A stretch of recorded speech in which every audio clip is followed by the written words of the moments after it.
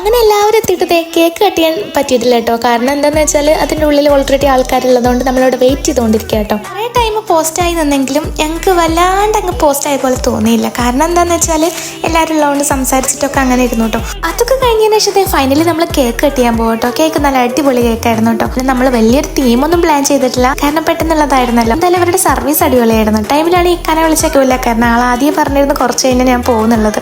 അങ്ങനെ എന്തായാലും ഇതേ നമുക്ക് നല്ല അടിപൊളി കേക്കൊക്കെ അവർ പ്രൊവൈഡ് ചെയ്തിട്ടുണ്ടായിരുന്നു.